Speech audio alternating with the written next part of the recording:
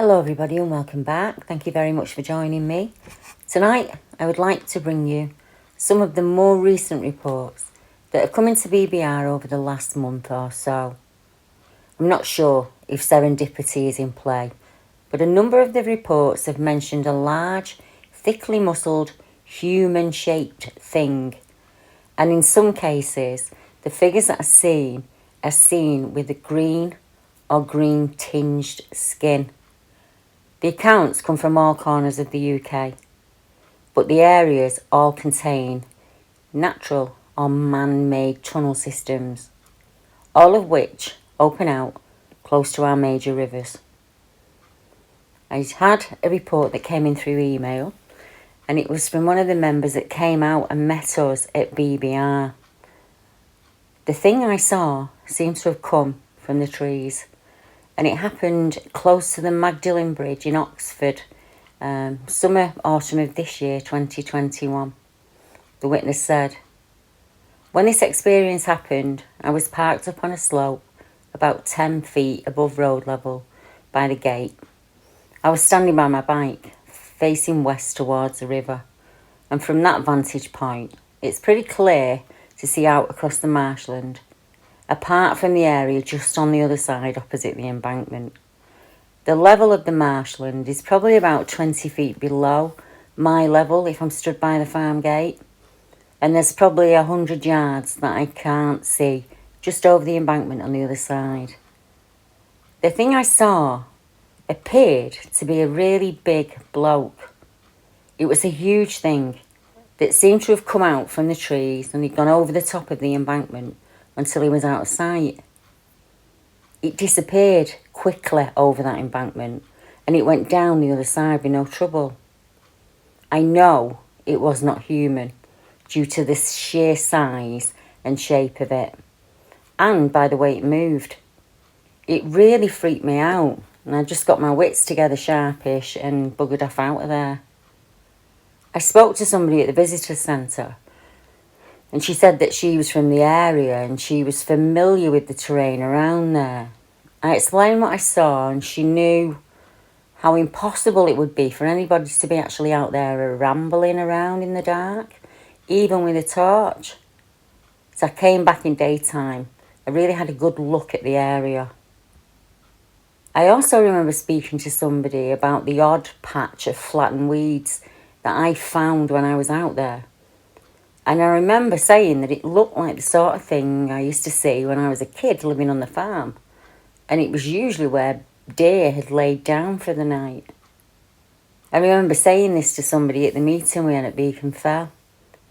I hadn't really thought much about it previously, but it does strike me as quite odd, since I've never seen a single deer in the area.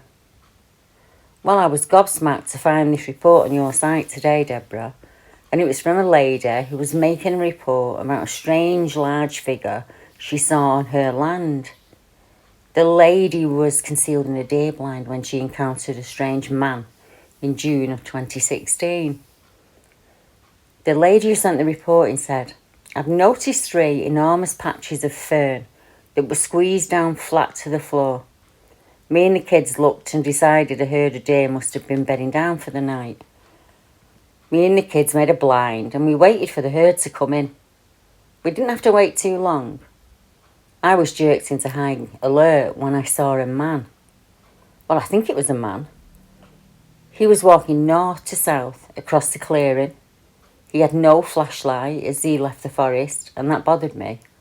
Most humans would carry a light source unless they wanted to remain hidden, which of course made me question why he was out there. It was nearly midnight, and this guy's on my land with no flashlight, walking around like he owns the place. He had no visible firearm, so he wasn't a poacher. Possibly a trapper? I'm not sure. What I am sure of is that it wasn't a man. We are a long way from anything out here. I'm in central Somerset, so if it was a man, he had some serious problems walking that far out of civilization at night, or he was looking to do something wrong. But I don't think it was a man. It resembled a human, but it was bigger and wider. I just can't explain it.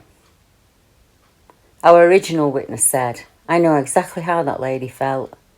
At the time I saw him cross the embankment, I tried to tell myself it was just some weird man, or a poacher or something. Someone camping who was out without a torch, tramping around in the darkness in the middle of nowhere. I just didn't want to think that a place I'd come to enjoy, where I'd go for sunsets and private ponderings, had somehow become more sinister. As usual, I tried to rationalise it somehow in my mind, but nothing fits. Nothing seems rational. There just wouldn't be somebody wandering out of the trees after dark and going over in the marshland out there. It just wouldn't happen." He said, "A few days later, I returned to the spot. It was daytime, and while I was there, I saw a person on a bicycle coming down along the road at the same location, and I stuck my arm out and I measured the size of the person on the bike between my fingers. And then I moved my arm up to the top of the embankment where I'd seen the figure. And to my astonishment, the figure I saw would have been almost twice as tall as the person on the bike, which would be like 7 or 8 feet tall. And that freaked me out, and I've not been back there since. I love my solitude, my sunset pipe smoking and my ponderings. So I'm sure I'll go back out there again pretty soon, just for another look. But I'm not going to stay after dark anymore. It's really bothered me that something that seems to have been that big and that capable in its surroundings was ambling around that close to where I was parked up after dark. To put it bluntly, the more I think about it, the more it freaks me out. I might be interested in the paranormal, but I certainly don't want big, scary things lurking around my private sunset thinking spots. I would gladly show the exact area to any researcher that was interested, so bear that in mind if anybody wants to have a closer look. The location is west of Hambleton, down by the river on Burrows Lane. It's not in a wildly wooded area like the Forest of Bowland, but the road's really small, and there's tree cover in places and a lot of scrubland with tall weeds and that sort of thing. I wouldn't really expect anything big to be lumbering around in there, but if we're thinking of a creature that migrates or travels for food, then maybe it's possible. You could easily stay out of sight around there. But it's also interesting that there's supposed to be a lot of old disused salt mines in the area. It would be interesting to know where they were and maybe try to see if any of them could be located. But I'd bet they're all on private land or blocked off now, so it might be hard to actually find any. He said, "Personally, I'm not going to go poking around there after dark anymore. And now I've got to go and find yet another nice secluded spot to park my bike and smoke a pipe and think thoughts and watch the sunset." Just across the river, we have another gentleman who's been searching for answers to his strange experience that happened in 1997. He was visiting a friend in the Lye Valley when he was shadowed and growled at by something that remained hidden in the trees. The chap's name is Nick Hayes, and he said, "I was living in the area at the time, and myself and my then partner would often visit the woods at night. We used to go down there all the time, late at night together, and we often saw orbs of light moving above the river. As well, they would move through the wooded area. Although we never experienced anything as scary as my encounter that evening when I was walking down to Cawley for band practice. It was in 1997, and I'm still trying to come to terms with it to this day." He said, "In 1997, I experienced something that still puzzles me. I was running a bit late for a band practice at my mate's house down in Cawley, which is in Oxford. The journey involved getting a bus down to the bottom of Cawley Road and walking quite a distance to his house, about a 40-minute journey in all. I'd sometimes walk down a nature reserve called the Lye Valley, which was a nice walk during the daytime, and I could get to my mate's house in about 25 minutes going that way, and I'd saved the bus fare and getting a walk. The walk this night was along a small track that went downhill quite gradually, and eventually a steep bank appears on both sides of you as you walk deeper into the valley. The banks going up each side were quite steep and full of trees and brush. This particular night, it was already getting dark, but I decided to take a shortcut anyway, as the actual Lye Valley walk is only 15 or 20 minutes long, and then you can get up onto the golf course and head down Marsh Road where my mate lived at the time. I was about 10 minutes into the walk and it was quite dark. I couldn't see very much as the trees were on either side of me at this point and they were blocking out what little light there was. I suddenly became aware of something to my left, about 20 feet away from me, walking parallel with me perhaps, halfway up a bank amongst the trees. I instantly got that fear and an instant feeling of dread. I suddenly stopped and caught it out, and whatever it was did an extra crunch as it took another step, and then it too was still. I started walking faster, and so did the thing, and it was stalking me. So I stopped suddenly again, and again this thing did a few more steps. I think it didn't realise I'd stopped, as I'd stopped so suddenly, trying to catch it out. I picked up the pace and stopped one more time all of a sudden, and this thing did another few steps, and then it snarled. It reminded me of a programme I saw on the Beast of Bray Road, and the other kind of like wolf dog creatures that people had come into contact with in the USA, where they recreated a snarling sound to go with the reenactment of people's experiences. It sounded exactly like that snarling sound.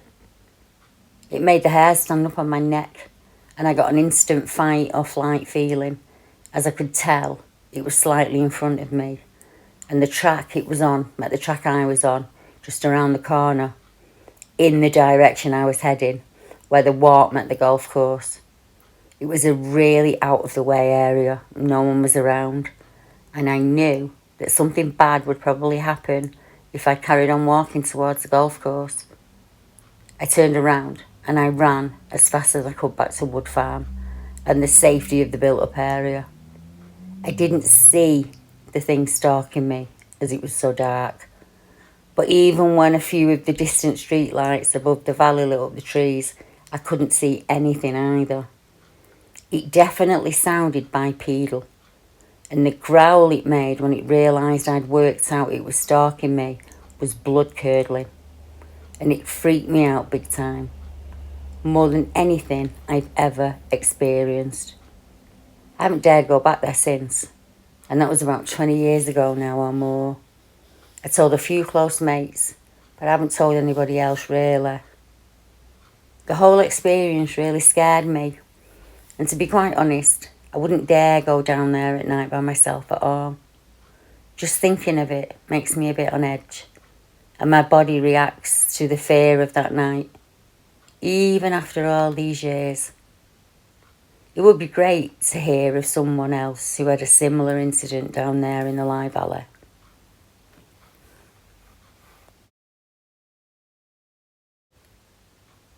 Now, there are less than 3 kilometres between the report by Nick in the Lye Valley and our first witness's report close to Magdalen Bridge. Our next report comes from Mellebeck, and it's an experience that happened to a group of children in the late 1980s. A witness emailed me and said, in 88 or 89, a group of friends and I were playing a team of hide and seek game. We called it Foxes and Hounds. One team hides and the other tries to find them all. My group was on the finding team, and we were playing in a woods beside a play park. The place had a stream running through it, but it was quite shallow, not deep.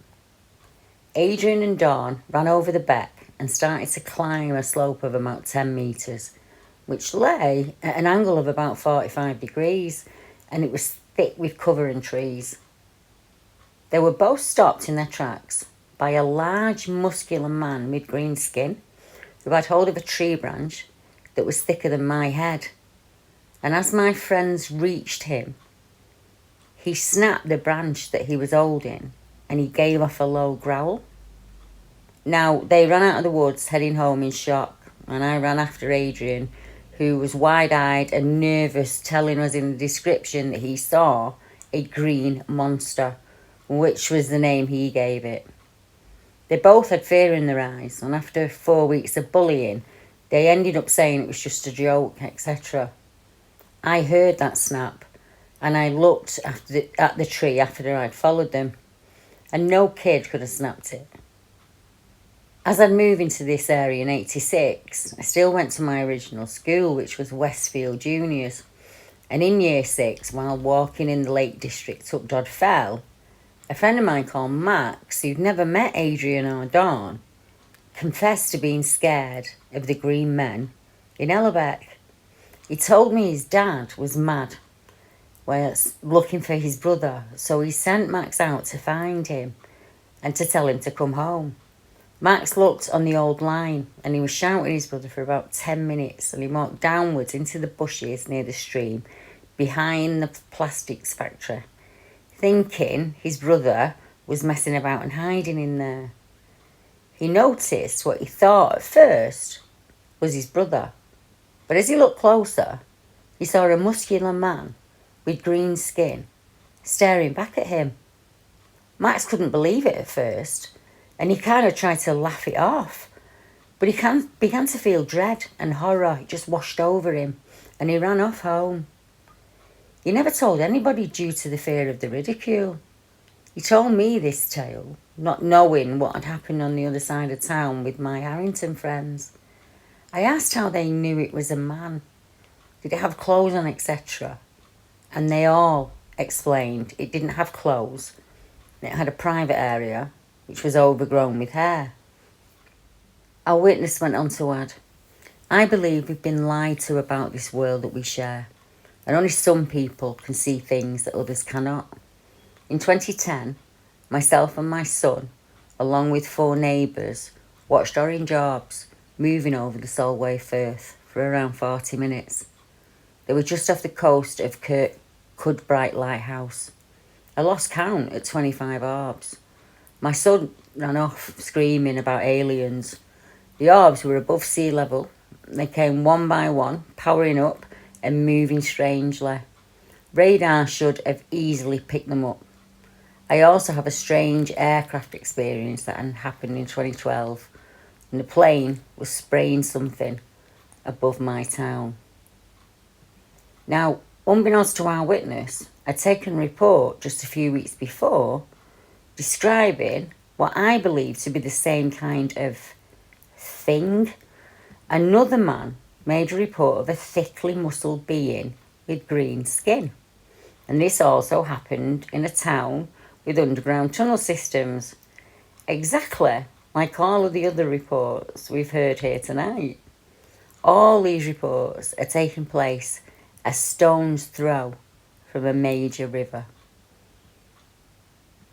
This next report is entitled, It Was Hairless Huge, June of 2021, so quite recent again. I was contacted through our Facebook group this time by a gentleman who asked, has there ever been any reports that you've taken where the figure that was spotted is hairless and huge? Because what I saw was as wide as 2.5 big men put together. It also had this weird tinge to its skin, very light green. I was on my way back from doing a pest control job, and a lot of weird stuff happens to me normally when I do that on a regular basis.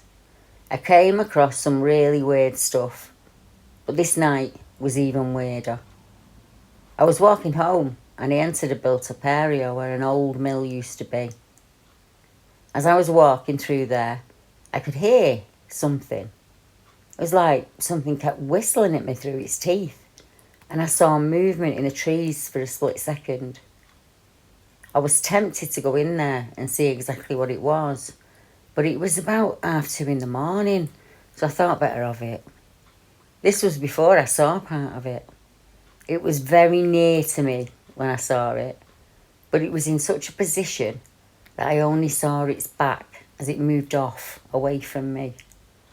Whatever this thing was, he was at least the size of the Incredible Hulk, but the colour was a much lighter green. I sped up my walk, but I didn't run, as that's the worst thing to do, is show fear to a predator. I was very unnerved. I've been attacked by green beings a few times at homes when I lived with my folks. They were kind of green entities. It was only twice that I actually saw them with my eyes. They were glowing green. And although these at the mill were different, they were not as big in body or as tall as the one I saw at the mill. These were more the size of a tall man, but with a funny shaped head, and they're nothing like what I saw on my way home. When I was writing up this podcast, I contacted this chap to let him know I had a number of other reports that might be something similar to the figure that he saw. And he said it was strange that I'd contacted him, as he was in the same area today, and there were workmen preparing for a rebuild, so the road was open and it showed an underground passage that runs out into the Lye Valley. Now, there are a number of reports in the UK that also mentioned green-skinned or green-faced figures. One report made the newspapers in the late 1990s when a group of green-faced apes reported in the southwest of England.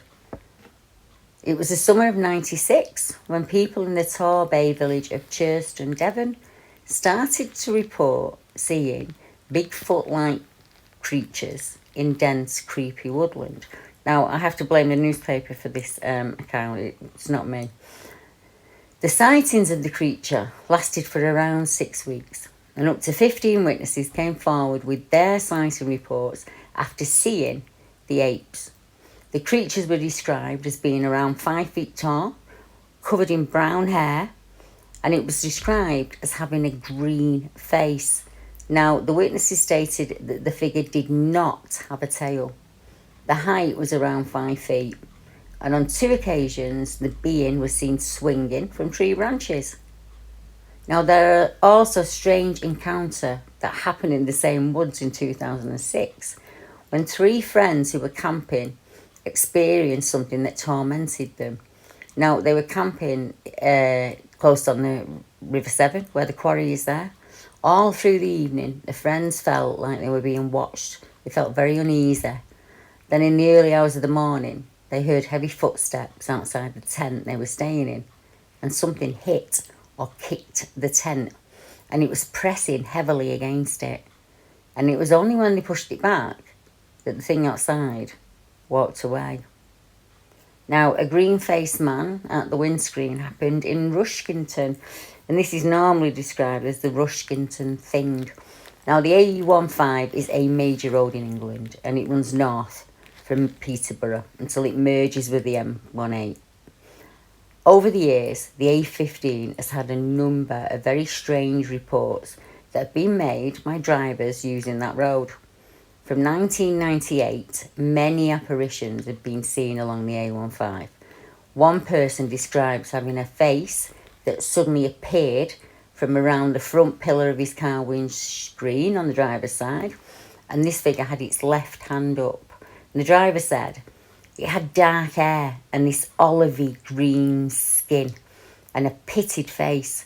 He somehow carried on driving with whatever it was in place for 40 to 50 seconds on his windscreen. Other drivers have reported seeing a white shape that turns into a man who has his arms raised as if to warn drivers about something. After he has been seen, he fades away into a mist. One person was driving along the road when they thought they saw someone run in front of their vehicle.